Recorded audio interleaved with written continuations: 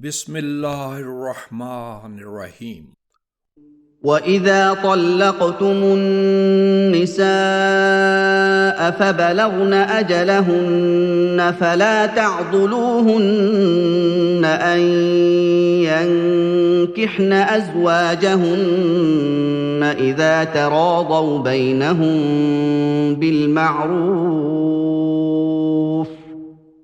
ذَلِكَ يُوعَظُ بِهِ مَن كَانَ مِنكُمْ يُؤْمِنُ بِاللَّهِ وَالْيَوْمِ الْآخِرِ ۗ ذَلِكُمْ أَزْكَىٰ لَكُمْ وَأَطْهَرُ ۗ وَاللَّهُ يَعْلَمُ وَأَنتُمْ لَا تَعْلَمُونَ. وَالْوَالِدَاتُ يُرْضِعْنَ أَوْلَادَهُنَّ حَوْلَيْنِ كَامِلَيْنِ لِمَنْ أَرَادَ أَن يُتِمَّ الرَّضَاعَةَ ۚ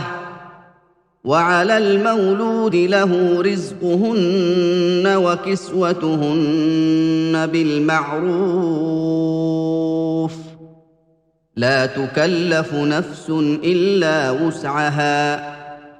لَا تُضَارَّ وَالِدَةٌ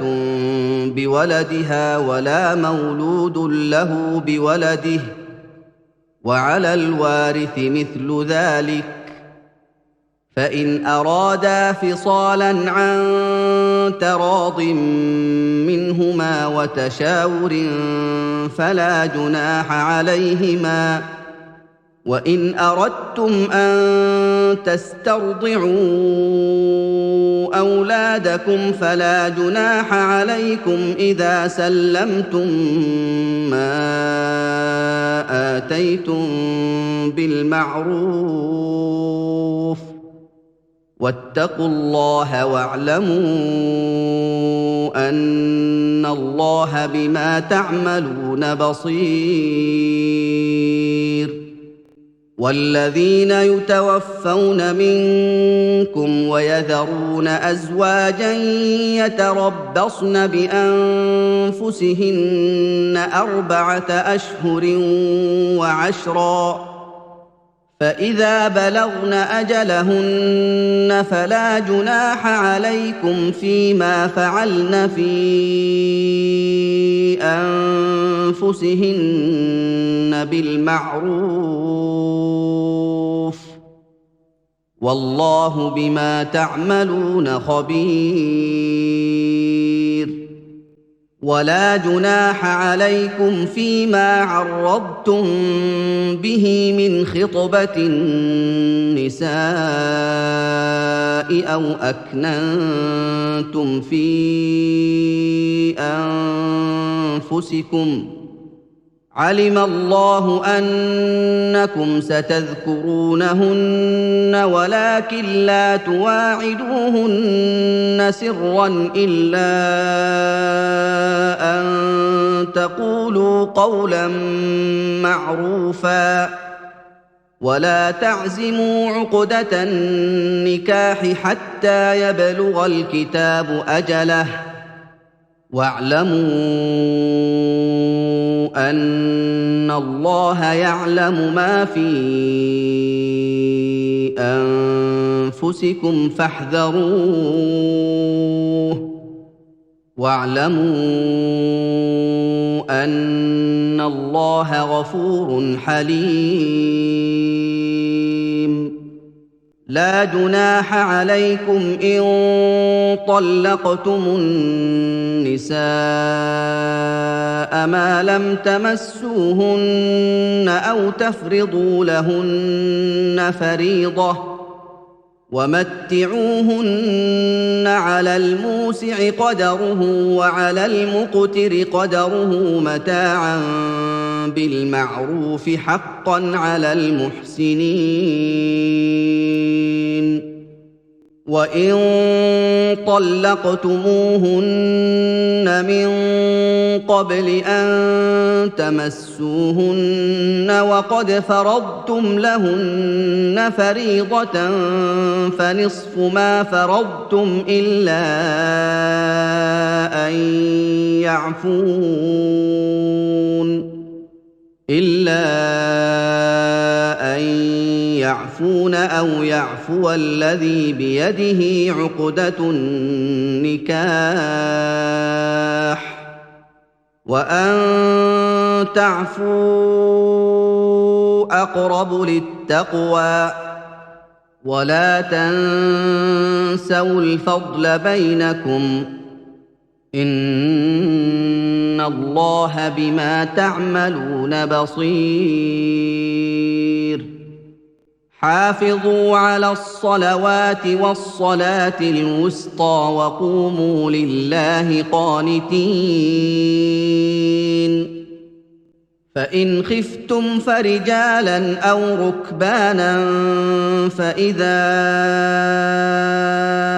أمنتم فاذكروا الله كما علمكم ما لم تكونوا تعلمون والذين يتوفون منكم ويذرون أزواجا وصية لأزواجهم متاعا إلى الحول غير إخراج فإن خرجن فلا جناح عليكم فيما فعلن في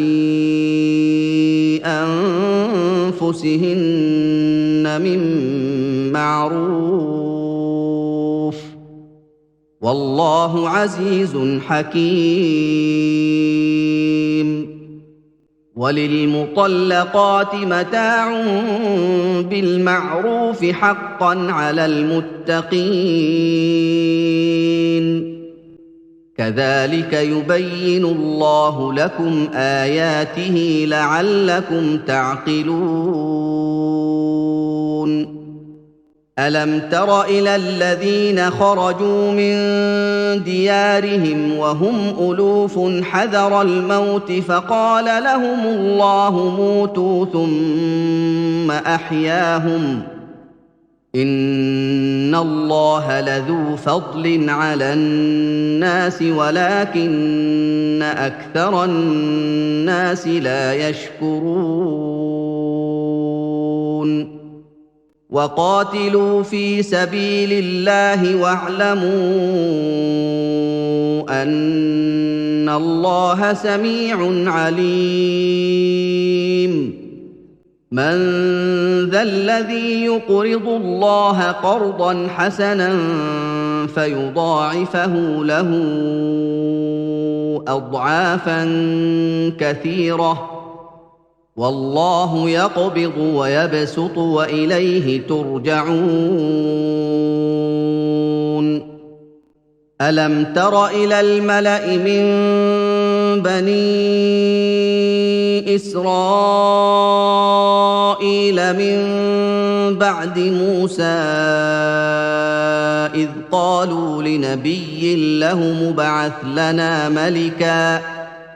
إذ قالوا لنبي له مبعث لنا ملكا نقاتل في سبيل الله قال هل عسيتم إن كتب عليكم القتال ألا تقاتلوا قالوا وما لنا ألا نقاتل في سبيل الله وقد أخرجنا من ديارنا وأبنائنا فلما كتب عليهم القتال تولوا إلا قليلا منهم والله عليم بالظالمين وقال لهم نبيهم إن الله قد بعث لكم طالوت ملكا قالوا أنى يكون له الملك علينا ونحن أحق بالملك منه ولم يؤت سعة من المال قال إن الله اصطفاه عليكم وزاده بسطة في العلم والجسم والله يؤتي ملكه من يشاء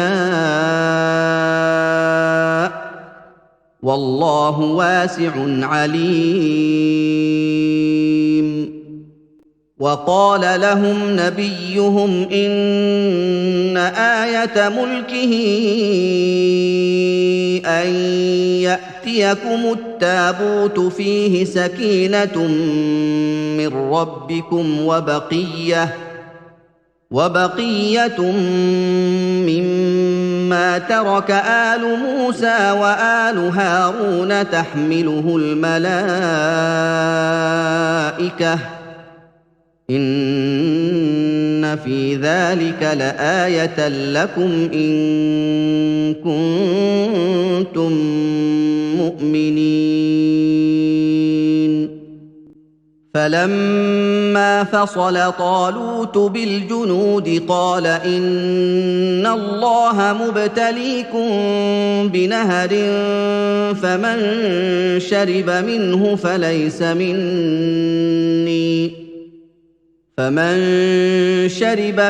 فليس مني ومن لم يطعمه فإنه مني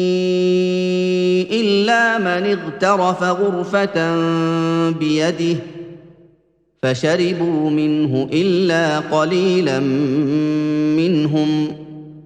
فلما جاوزه هو والذين آمنوا معه قالوا لا طاقة لنا اليوم بجالوت وجنوده.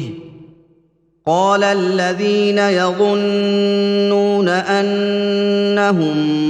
ملاقو الله كم من فئة قليلة غلبت فئة كثيرة بإذن الله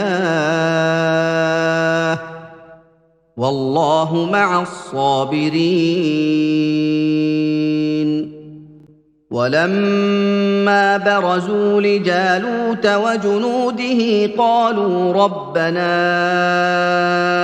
أفرغ علينا صبرا وثبت أقدامنا وانصرنا على القوم الكافرين.